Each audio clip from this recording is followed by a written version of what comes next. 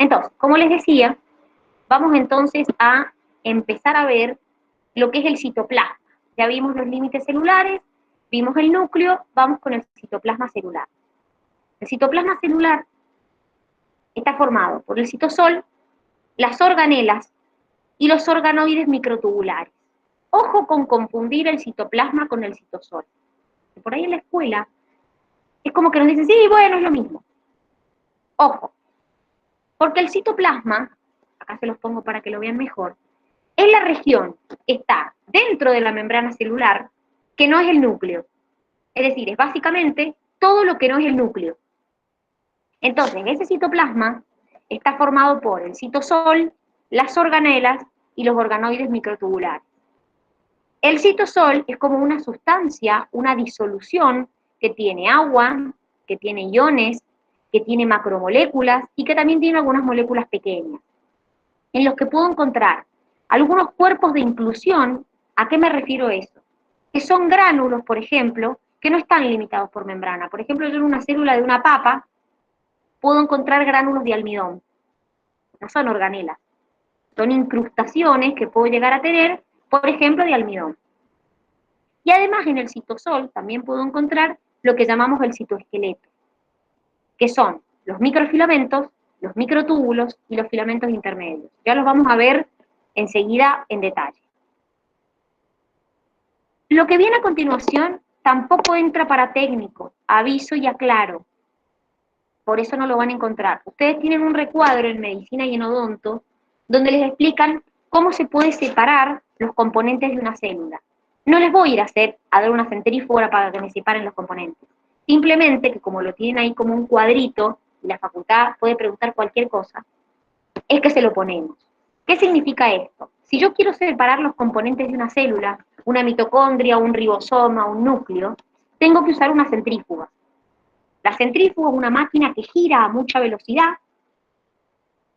y si lo que yo quiero separar son partículas que tienen distinto tamaño y densidad, puedo hacer lo que se llama una centrifugación diferencial. ¿Qué es esto? Lo centrifugo a mucha velocidad, lo más liviano, lo menos denso queda arriba, y lo de mayor tamaño, más denso, queda abajo. Simplemente eso. Ahora, si lo que yo quiero separar tienen tamaños semejantes, no puedo usar una centrifugación diferencial. Tengo que hacer lo que se llama una centrifugación zonal, que es una centrífuga en la que a la sustancia que voy a separar le agrego sacarosa. Agrego en el tubo un gradiente de sacarosa. Entonces, cuando la centrífuga gira, voy separando las sustancias que tienen tamaños semejantes de manera más eficiente. Por ejemplo, si yo quiero separar un lisosoma y una mitocondria, como tienen más o menos la misma densidad, el mismo tamaño, es muy difícil separar. Entonces se usa esta técnica. Les repito, no les voy a pedir que me hagan una centrífuga. Y estos cuadros, en realidad, son cuadros que están en Curtis y que, como la facultad dice, estudiar de la página 80 a la 90, entra dentro de esas páginas. Que no quiere decir que esta centrifugación a ustedes se las vayan a hacer. Es simplemente para que tengan una idea cómo se separan los componentes celulares, nada más. Lo que a nosotros nos interesa son las organelas. Y vamos a empezar por lo que estuvimos mencionando recién, que son los ribosomas. Los ribosomas, chicos, son organelas que están en el citoplasma, pero que no tienen membranas, no están rodeados por una membrana, y tienen una subunidad más grande y una subunidad más pequeña. Lo normal es que los ribosomas, las dos subunidades que lo forman, estén separadas, se juntan, se ensamblan cuando van a sintetizar una proteína, que justamente es la función de los ribosomas. La función de los ribosomas es sintetizar proteínas. Entonces, lo normal es que cuando la célula no está sintetizando proteínas, las dos subunidades del ribosoma estén separadas. Se junten cuando sintetizan una proteína. Ahora, los ribosomas son las organelas más abundantes que hay. Son las más numerosas. Y cuanto más requerimientos de proteínas tenga mi célula, mayor cantidad de ribosomas voy a necesitar. ¿Qué quiere decir eso? Volvemos a lo que les dije antes. Olvídense de esa celulita que nos enseñaron en el secundario de una mitocondria, un núcleo, un ribosoma, porque no es real. Generalmente las organelas hay más de una en una célula.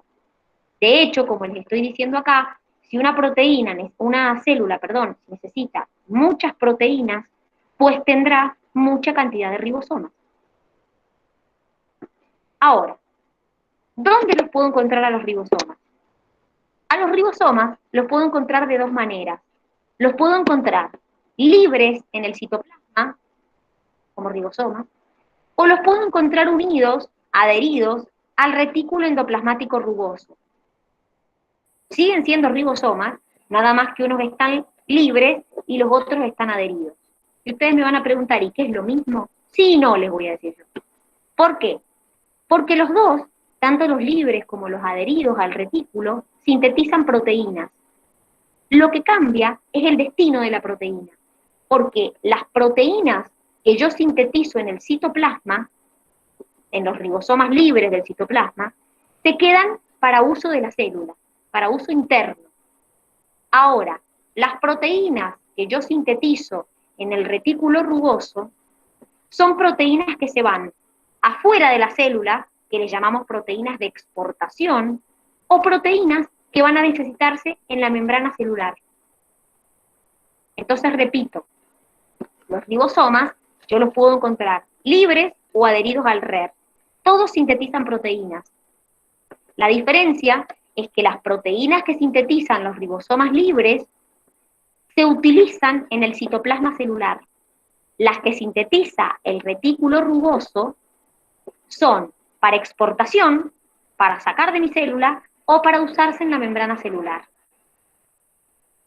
De hecho, todas las proteínas comienzan su síntesis en los ribosomas libres.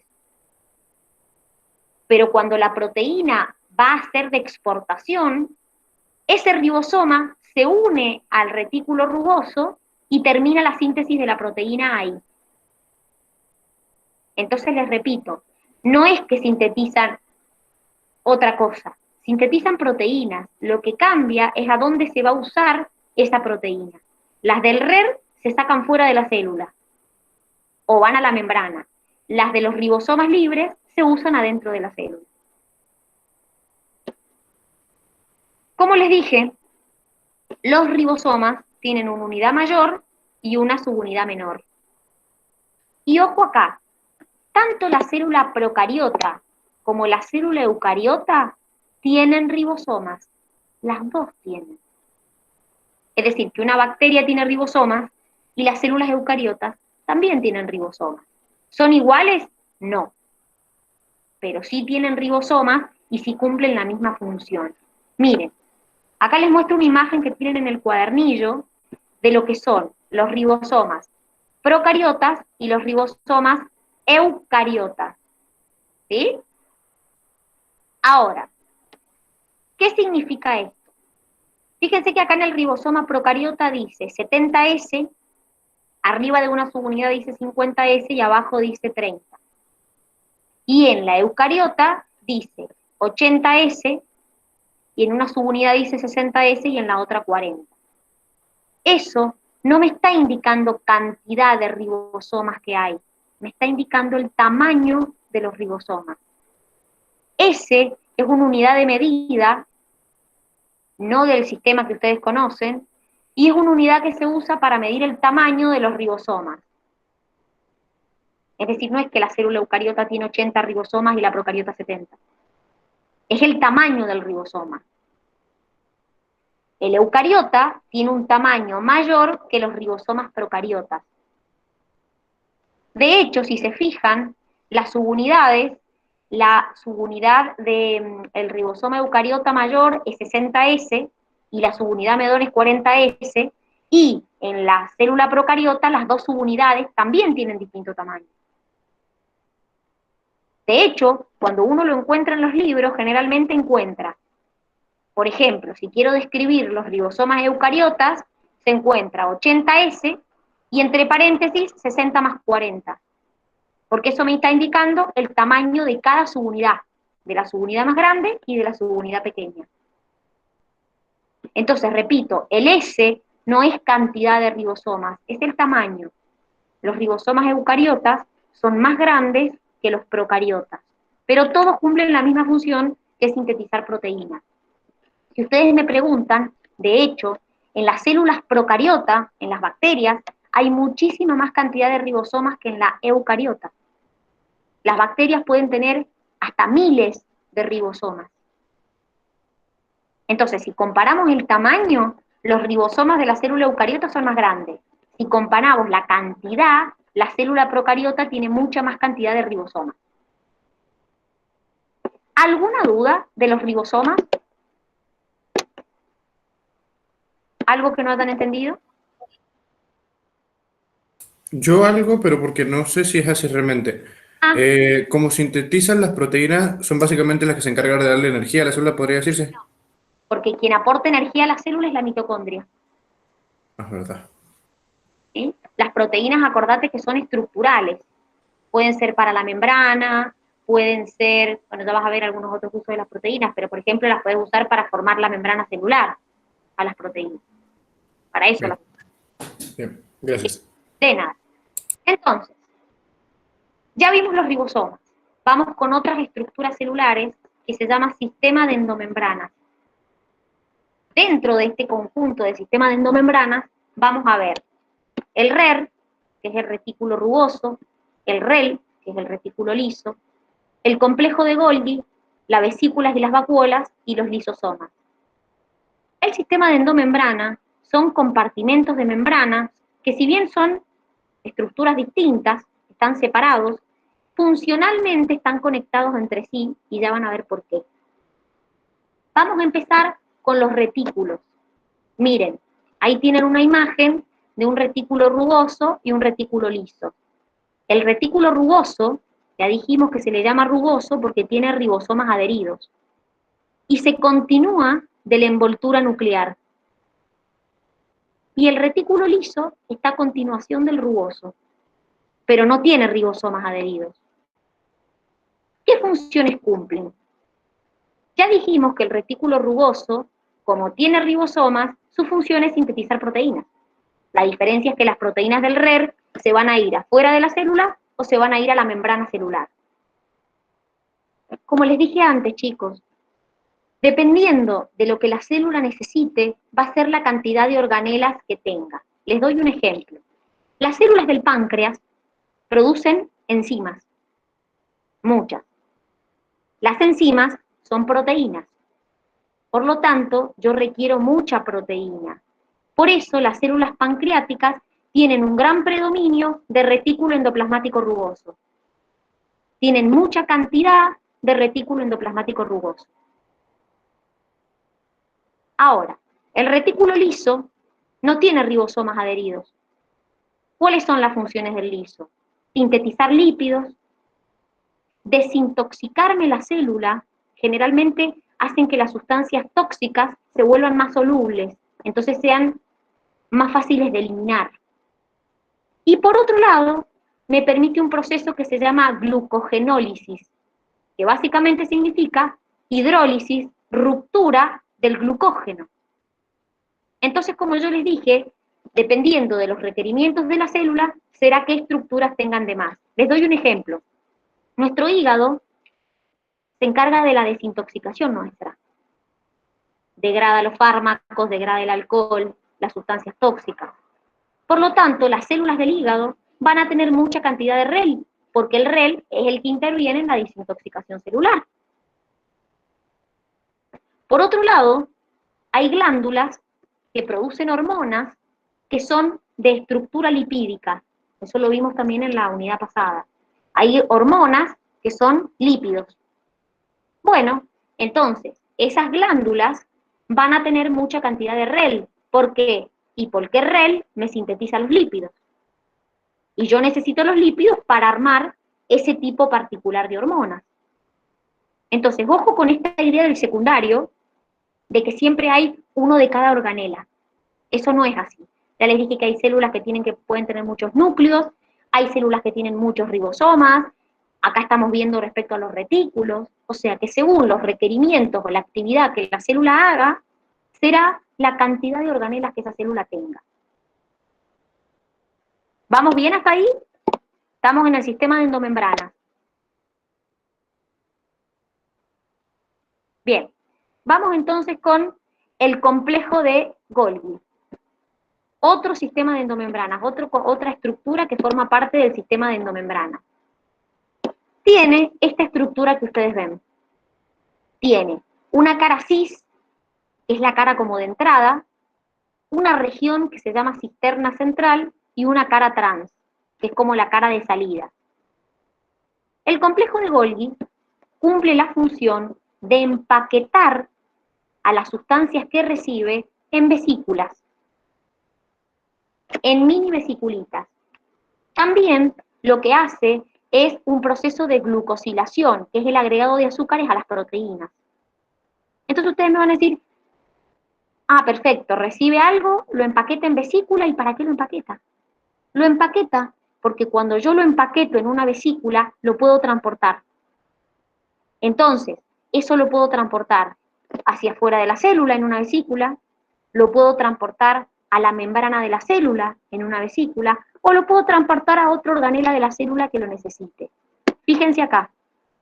Acá vemos, por ejemplo, una proteína que se sintetizó en el retículo rugoso y llegó al complejo de Golgi.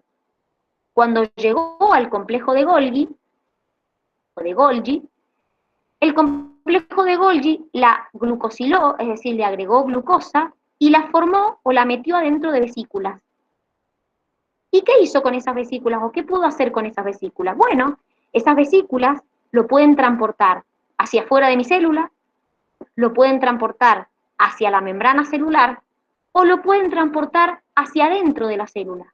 De hecho, chicos, los lisosomas, que los vamos a ver enseguida, son vesículas que se forman en el complejo de Golgi, son un tipo de vesícula en particular. ¿Entienden? Entonces, el complejo de Golgi recibe lípidos, recibe proteínas y las empaqueta en vesiculitas para poder transportarlas hacia afuera, hacia la membrana o hacia adentro de mi célula. Esa es la función del complejo de Golgi, que es este que tienen acá pintado de verde. ¿Se entiende? No entendí muy bien qué hace con las células empaquetadas. No Con son la, sí, paquetas, perdón, con las proteínas empaquetadas. las agarra, las mete en una vesícula y esa vesícula puede llevarme esa proteína hacia afuera de la célula, me puede llevar esa proteína a la membrana o me puede llevar la proteína hacia otra parte de la célula. Pero es la manera en que se transportan. Las sustancias se transportan dentro de vesículas.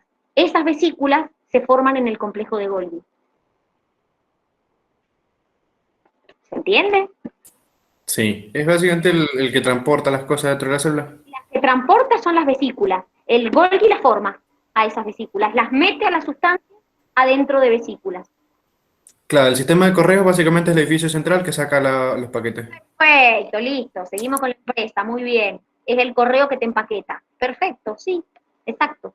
Sí, sí, bien, bien. Como les dije recién,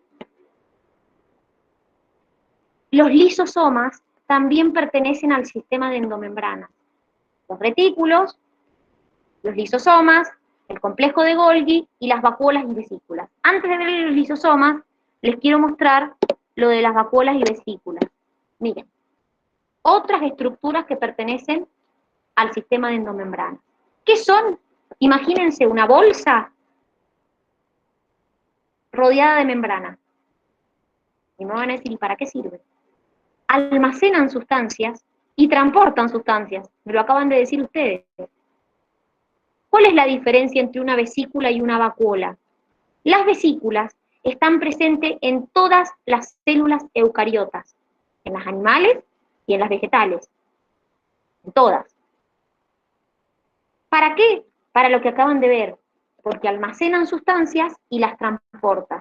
Pueden almacenar desechos, pueden almacenar nutrientes, pueden almacenar enzimas, pero son pequeñitas las vesículas. Ahora, en las plantas y en los hongos encuentro un tipo especial de vesícula que es grande, que se llama vacuola, y que se caracteriza porque esas vacuolas generalmente almacenan agua, también pueden almacenar nutrientes, también pueden almacenar desechos, pero la particularidad es que son grandes, ocupan hasta el 90% del tamaño de la célula. Entonces, esas vacuolas, de hecho la vimos en la célula vegetal cuando les mostré la imagen. Generalmente en la vacuola, en la planta, por ejemplo, almacenan agua, pero pueden almacenar otras cosas también. Pero la diferencia entre la vesícula y la vacuola es que la vesícula está en todas las células eucariotas, son pequeñitas, mientras que las vacuolas, que son bien grandes, solo las encuentro en las plantas y en los hongos. Pero básicamente son bolsitas llenas de algo, llenas de un desecho, llenas de un nutriente, y las vesículas me sirven no solo para almacenar esa sustancia, sino también para transportarla afuera de la célula, para transportarla a la membrana celular, para transportarla a otra parte de la célula. ¿Se entiende?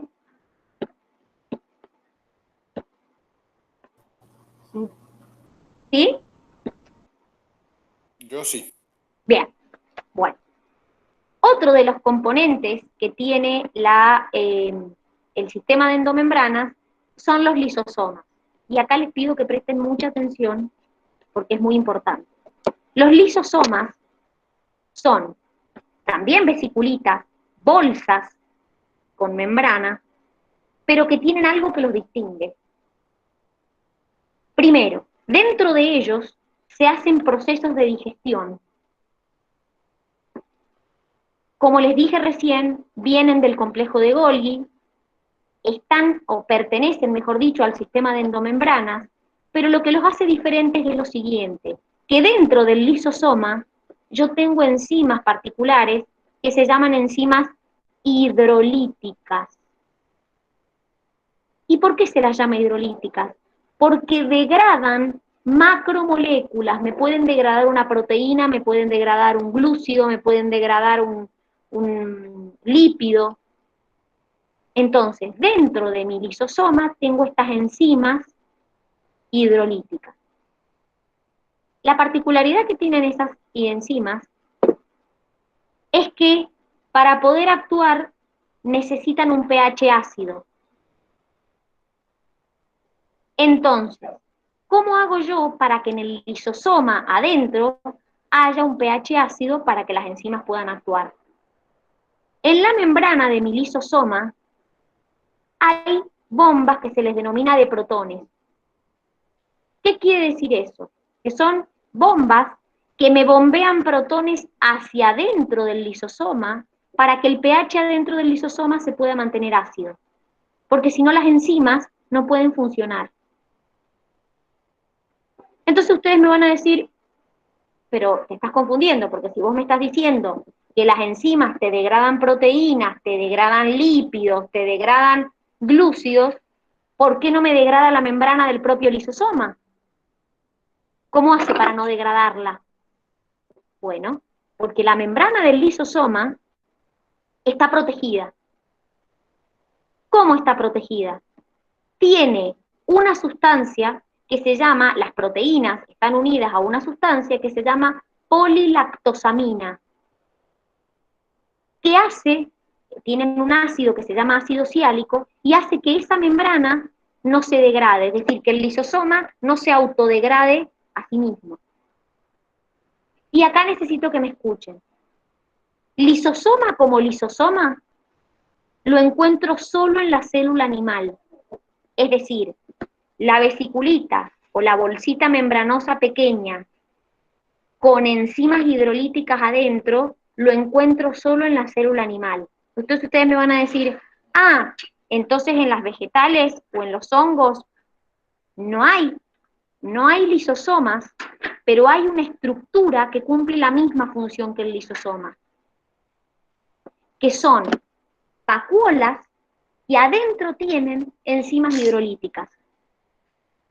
Entonces, no son lisosomas, pero cumplen la misma función que los lisosomas. Entonces, repito, lisosomas hay en las células animales. Ahora, en las plantas y en los hongos hay vacuolas que en su interior contienen enzimas hidrolíticas, que cumplen la misma función que un lisosoma. ¿Hay alguna duda de esto? Es muy importante, chicos, sobre todo la diferencia entre el lisosoma y lo que viene. Pero Yo sí. ¿qué duda tenés, Jero? Las vacuolas son solo en las plantas. Las vacuolas hay en las plantas y en los hongos, pero vos tenés vacuolas que te almacenan agua, vacuolas que te almacenan desechos, vacuolas que te almacenan enzimas hidrolíticas. Te pueden almacenar distintas cosas. Bien. Y esa era lo que me ibas a preguntar. Sí. Gracias. Perfecto. ¿Se va entendiendo hasta acá, chicos? Entonces, el lisosoma viene del sistema de endomembrana, provienen del complejo de Golgi y adentro tiene enzimas hidrolíticas que me hacen procesos de digestión de macromoléculas como proteínas, lípidos, etc. Ahora, tienen que perder la auricular. Hasta acá llegan las estructuras que pertenecen al sistema de endomembranas. Pero hay otras organelas en mi célula. Por ejemplo, los peroxisomas. Y esto es lo que tienen que entender, la diferencia sobre todo entre un peroxisoma y un lisosoma. Los peroxisomas también son bolsitas que tienen, como si fueran bolsitas que contienen algo adentro. La diferencia es que no vienen del complejo de Golgi y por lo tanto no pertenecen al sistema de endomembrana. ¿Y qué hacen los peroxisomas? Bueno, los peroxisomas tienen otro tipo de enzimas, que se llaman enzimas oxidativas. Por ejemplo, hay una enzima que me forma el peróxido de hidrógeno, que es una sustancia tóxica. Como es tóxica, hay otra enzima que se llama catalasa, que me disgrega el peróxido de hidrógeno en agua y protones. Los peroxisomas los encuentro en la célula animal y los encuentro en la célula vegetal también. Por ejemplo, en la célula animal, en el hígado, en las células hepáticas, encuentro muchos peroxisomas, porque como hacen degradación de sustancias tóxicas y degradación de ácidos grasos, encuentro mucha cantidad de peroxisomas. Pero también los encuentro en las células vegetales. Por ejemplo, en las hojas de las plantas hay peroxisomas, pero también hay peroxisomas en las semillas de la planta. Y los peroxisomas de la semilla reciben un nombre especial que se llama glioxisoma, que intervienen en la transformación de los ácidos grasos de la semilla. Entonces, en conclusión, el peroxisoma y el lisosoma son bolsas membranosas, pero el peroxisoma no viene de Golgi, no forma parte del sistema de endomembrana, y en vez de tener enzimas hidrolíticas, tiene enzimas oxidativas. Y los encuentro tanto en la célula animal como en la célula vegetal. En los dos encuentro peroxisomas. ¿Se entiende? Chicos, ¿se entiende? No, se forman, son vesículas que no vienen del complejo de Golgi. Generalmente la mayoría de las estructuras vienen por invaginaciones de la membrana, como el núcleo, por ejemplo, o como los sistemas de endomembrana que también vienen. En este caso la diferencia es que son vesículas que no se forman en el complejo de Golgi. Son bolsas membranosas que no provienen del complejo de Golgi. Bien. Otra organela importante, la reina, que ya la hemos mencionado muchas veces, son las mitocondrias. Las mitocondrias están en todas las células eucariotas que son aeróbicas. ¿Qué proceso hacen? Un proceso que ya vamos a ver dentro de unas 3 unidades, que se llama respiración celular. ¿Qué es el proceso de respiración celular? Es el proceso por el cual consumen oxígeno para obtener ATP. Lo mismo que les dije antes. Dependiendo de la cantidad de ATP que una célula necesite, será la cantidad de mitocondrias que tenga. Por ejemplo, las células de mis músculos necesitan mucha cantidad de ATP, entonces tienen muchas mitocondrias. No tienen una sola mitocondria. ¿Se entiende? Y la mitocondria tiene esta estructura que ustedes ven acá. Tiene una membrana externa, lisa, una membrana interna que tiene como pliegues, que se le llaman crestas. Dentro, o sea, entre la membrana externa y la interna hay un espacio que se llama espacio intermembrana. Y dentro de las crestas está lo que se llama la matriz. Recuerden, chicos, que la mitocondria es una organela que viene de endosimbiosis. Por lo tanto, tiene ribosomas propios adentro de la misma mitocondria, y tienen ADN propio, un ADN circular, que no es el mismo ADN que está en el núcleo de la célula, porque el núcleo de la célula, como vimos recién, es una molécula lineal. La mitocondria, de hecho estuvimos estudiando la teoría endosimbiótica, tiene ADN lineal. ¿Pero cumplen la misma función? No, porque acordate que desde que la mitocondria fue endocitada, fue fagocitada, su única función es básicamente sintetizar ATP. ¿Sí? Es decir, el ADN que va, o el núcleo que va a comandar, el ADN que va a comandar lo que se va a hacer en una célula o no, es el ADN que está dentro del núcleo, no el que está dentro de la mitocondria. ¿Entiendes? Bueno. Es decir, el que vos sacás información es del núcleo. ¿Sí? Lo que pasa es que recuerden que se cree que la mitocondria antes era una bacteria de vida libre que fue fagocitada por una célula más grande. Entonces la bacteria adentro siguió teniendo su ADN. Pero dentro de la célula eucariota, la función que va a cumplir esa mitocondria es solamente sintetizar ATP, nada más, porque ya no es más una bacteria libre, ahora es una organela que trabaja para el jefe, que trabaja para la célula. ¿Se entiende? Bien, vamos entonces con otro organela importante, que son, recuerden chicos que si me escriben, me tienen que hacer una pregunta y me la hacen por el chat, yo no la puedo ver porque estoy compartiendo pantalla. Vamos con otra organela, que esta sí es exclusiva de las células vegetales, que son los plástidos. Los plástidos son organelas rodeadas de membranas, puntualmente por dos membranas, que las encuentro en plantas y algas. Y dependiendo de lo que almacenan, es el nombre que reciben. Si me almacenan almidón, a veces también pueden almacenar proteínas o aceites, se las llama leucoplastos. Si me almacenan pigmentos, como por ejemplo, me imagino que alguna vez han visto una zanahoria o un zapallo y es naranja. Bueno, los pigmentos que le dan el color se llaman carotenoides. Entonces, si ese plástido almacena pigmentos, se llama cromoplasto. Y si ese plástido almacena clorofila, se llama cloroplasto. Y es donde se va a producir la fotosíntesis. Por eso es que los plástidos están solamente en la célula vegetal, porque la célula animal no hace fotosíntesis. Entonces, ¿para qué quiero un cloroplasto si no hago fotosíntesis?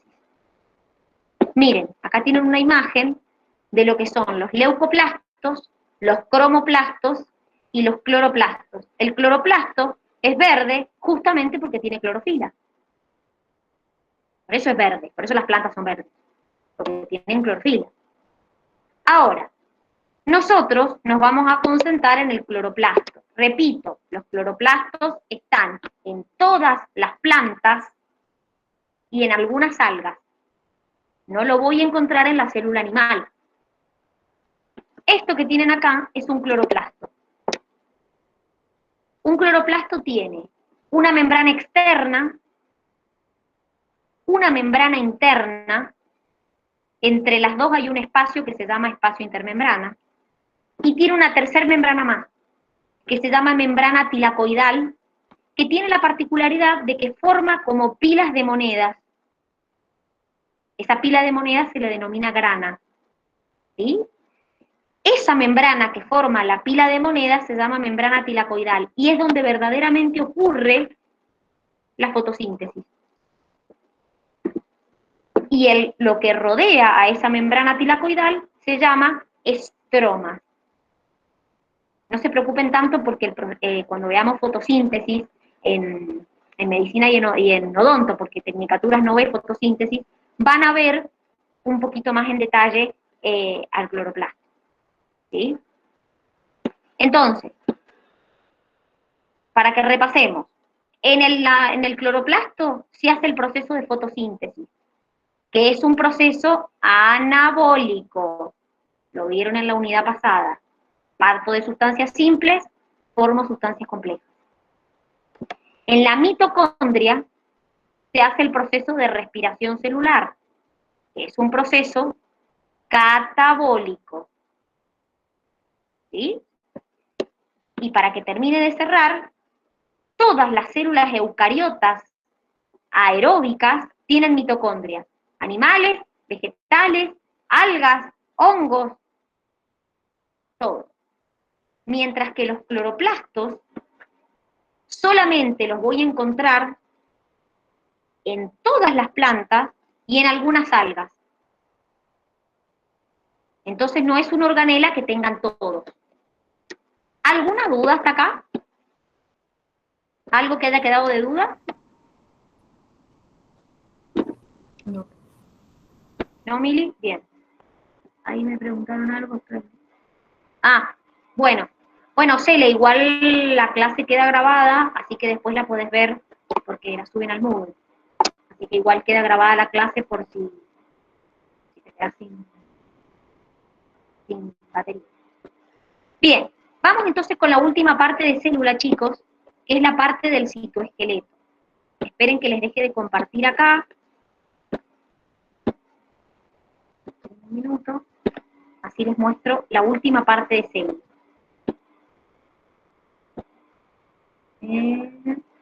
Acá estamos. Ahora les comparto pantalla.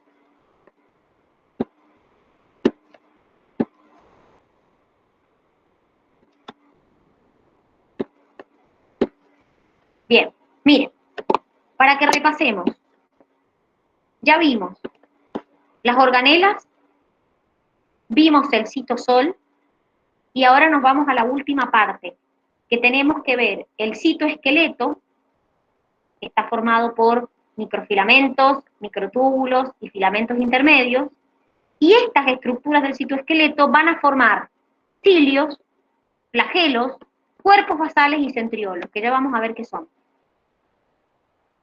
Vamos a empezar entonces viendo el citoesqueleto, ¿sí?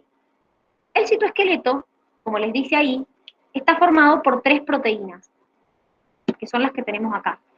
3 estructuras: microfilamentos, filamentos intermedios y microtúbulos.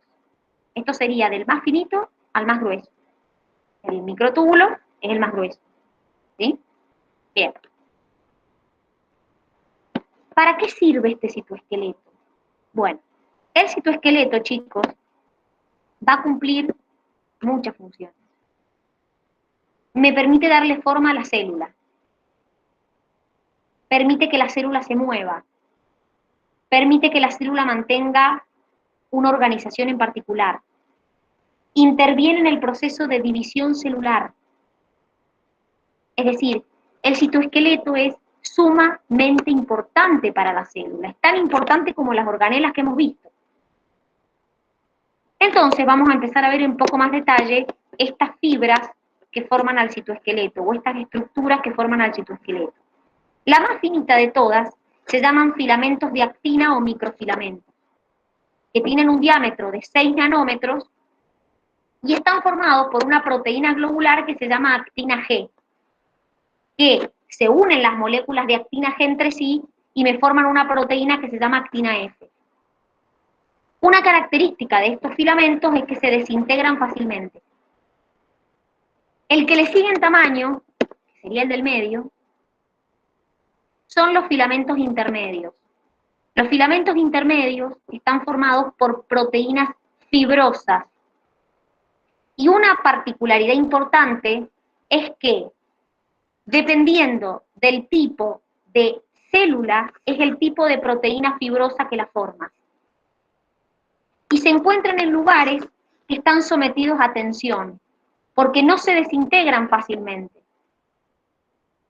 Y por último, los microtúbulos, que son los más gruesos que ustedes ven acá, miden 22 nanómetros y están formados por tubulina alfa y tubulina beta, que son proteínas globulares. Y acá las pueden ver, todas esas bolitas son las tubulinas. Ahora, estos microtúbulos son los más gruesos, son de 22 nanómetros de diámetro y también se desintegran fácilmente. ¿Pero qué forman o en qué procesos intervienen este citoesqueleto? Miren, acá les hemos puesto un cuadro para que vean en qué procesos intervienen. Los más finitos, los filamentos de actina, primero, junto con la miosina, forman los músculos, entonces intervienen en la contracción muscular.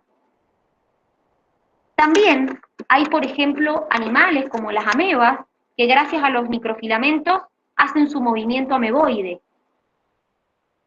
También, cuando las células animales se van a dividir, imaginen que esta es una célula que se quiere dividir en dos, separarse. Para poder separarse, se estrangula. En esa estrangulación intervienen los filamentos de actina. Y por otro lado, forman, por ejemplo, el centro de lo que son las microvellosidades. Para el que no sabe, las microvellosidades las encontramos en nuestro intestino, que son como deditos, prolongaciones en forma de dedo, que nos permiten que absorbamos los nutrientes. Entonces, fíjense en todos los lugares donde yo encuentro filamentos de actina. Los filamentos intermedios se encuentran en lugares que están sometidos a tensión mecánica y también forman algo que se llama la lámina nuclear, que es como una lámina que se encuentra por dentro de la envoltura nuclear y que le da forma al núcleo.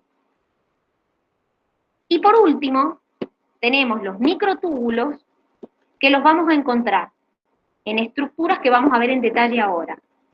Primero, van a intervenir en el proceso de división celular. Me va a permitir el movimiento de las vesículas y de las organelas. Recién ustedes me dijeron, profe, ¿pero y qué? ¿Las vesículas se mueven? Sí, se mueven gracias a los microtúbulos. Y por último, me va a permitir que las células se muevan. Por ejemplo, que un espermatozoide se mueva. Porque me conforma los cilios y los flagelos. Entonces, nosotros nos vamos a meter en detalle a ver las estructuras que forman los microtúbulos. Y vamos a empezar con los cilios y los flagelos. Miren, eso que tienen ahí, les pido que presten mucha atención a la estructura esta. ¿Es un cilio o un flagelo? Esos palitos verdes que ustedes ven son microtúbulos. Si ustedes se fijan en la estructura, hay 1, 2, 3, 4, 5, 6, 7, 8, 9 pares. Y hay 2 microtúbulos en el medio. Por eso la estructura se llama 9 más 2. Ahora, ¿qué más veo en un cilio o en un flagelo? Una membrana plasmática que me lo rodea, una estructura que se llama rayo, en esa estructura celeste que ven, y los microtúbulos externos están conectados entre sí por como unos bracitos rojos. Eso es una proteína que se llama nexina, que me conecta los microtúbulos externos. Entonces, los cilios y los flagelos están formados por 9 pares de microtúbulos alrededor y 2 microtúbulos en el medio. ¿Cuál es la diferencia entre un cilio y un flagelo? El flagelo son largos y generalmente hay pocos. Por ejemplo, la cola del espermatozoide. Los cilios son pequeñitos y son numerosos. Por ejemplo, parecen como si fueran pelitos. ¿Dónde los encuentro? En nuestro sistema respiratorio hay todos cilios. ¿Para qué? Para que cuando una partícula ingresa, los cilios se mueven como si fueran escobitas y hacen que esa partícula la eliminemos. Entonces, estructuralmente son iguales. Están formados por microtúbulos que están de a dos, de a pares, hay 9 en el contorno y 2 en el medio. Pero el cilio es más cortito y mucho más numeroso, y los flagelos son más largos y más poquitos, diríamos. Por ejemplo, la cola del espermatozoide tiene uno solo. ¿Alguna duda, chicos? ¿A dónde encuentro cilios y flagelos? ¿En las células animales? ¿En los protozoos? ¿A dónde no encuentro? En las algas rojas, en los hongos, en las plantas con flor, y también en un tipo de gusano en particular que se llaman nemátodos, que ya los vamos a ver cuando veamos Animalia. Y una cosita más que les quería contar de los cilios y los flagelos, es que hay una proteína que se llama dineína ciliar, que es una proteína que le decimos que es una proteína motora. ¿Por qué? Porque para que los cilios y los flagelos se muevan, yo necesito ATP, necesito energía. Esa proteína, la dineína, funciona como ATPasa. ¿Qué quiere decir? Me hidroliza el ATP para que yo lo pueda usar para el movimiento de esa célula en particular. Entonces, los cilios y los flagelos están formados por microtúbulos. Todos esos palitos verdes que ustedes ven ahí son microtúbulos. Fíjense que son como tubitos huecos. ¿Alguna duda de los cilios y los flagelos? No. ¿Se entiende? Chicos, los demás van entendiendo. Profe, yo tengo una duda, pero no sé si es de los bacilos y los flagelios. Sí. Pero los filamentos de actina que Sí. dijo que estaban en el intestino, ¿son los que no tienen, o sea, son los que no tienen los celíacos? No. Porque no pueden... No, porque los filamentos de actina forman estructuras que tenemos en el intestino que son como pelitos que se llaman microvellosidades. Si pueden, después busquen en internet una foto y pongan microvellosidades intestinales y van a ver que son como pelitos que tenemos en el intestino, ya lo van a ver en digestivo igual, pero si quieren sacar la duda, que son como pelitos que gracias a eso absorbemos los nutrientes. Esas microvellosidades, esas prolongaciones, están formadas por filamentos de actina. Los celíacos, la que me preguntas, tienen un problema donde hay una alergia como excesiva a una proteína en particular del gluten. ¿Sí? Ah, Es como una sí, reacción alérgica excesiva a nivel intestinal, a una de las proteínas del gluten. claro. Yo había escuchado que no tenían esos pelitos, digamos, En en realidad, el intestino. vienen atrofiados. De hecho, hay muchas Claro. enfermedades donde se atrofian las microvellosidades intestinales. Entonces, cuando se atrofian, esa persona no puede hacer su proceso digestivo bien porque no absorbe los nutrientes. Esos pelitos son los que nos permiten absorber lo que comemos. ¿Y Entonces, si se atrofian, se pueden volver a producir? O sea, a veces se operan y a veces hay medicación que te estimula la motilidad de las microvellosidades intestinales para que se muevan y cumplan mejor el proceso absortivo. ajá. Bien, gracias, profe. Nada. ¿Alguna otra duda, chicos? ¿Nadie? ¿Vamos bien hasta acá? Bien. Vamos entonces a otra estructura formada por los microtúbulos, que son los cuerpos basales y los centriolos, que no es lo mismo.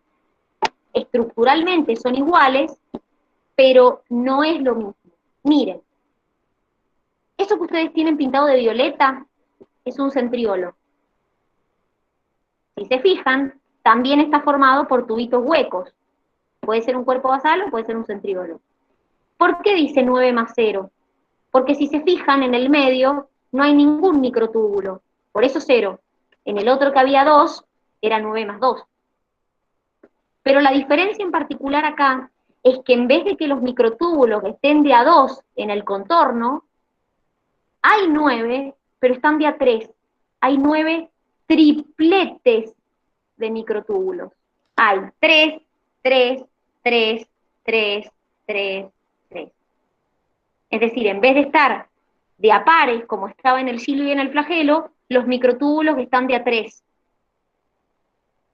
Y pueden formar o cuerpos basales o centriolos. ¿En qué se diferencian? En su función. No es lo mismo la función del cuerpo basal que la función del centriolo. El cuerpo basal viene de base, se encuentra en la base de los cilios y los flagelos. Entonces interviene en la formación de los cilios y los flagelos. Ahora, los centriolos generalmente se encuentran de a pares, un centriolo así y un centriolo así. Generalmente forman un ángulo recto. ¿Y a dónde van a intervenir los centriolos? Los centriolos van a intervenir en el proceso de la división celular. Puntualmente lo que van a hacer es organizar el uso mitótico. Ahora vamos a ver lo que es eso, pero lo que sí me interesa que entiendan es, primero, la estructura de un cuerpo basal y un centriolo. Y segundo, que el cuerpo basal yo lo voy a tener en la base de los cilios y los flagelos, que no tiene nada que ver con la división celular, y los centriolos van a intervenir en el proceso de división celular. Cumplen funciones distintas. Ahora, les voy a dejar de compartir esto para mostrarles una cosa. Espérenme.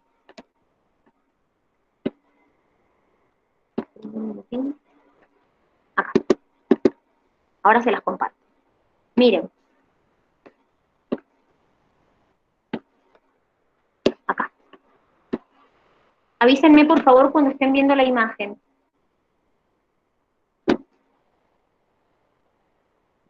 Ahí se ve. Perfecto.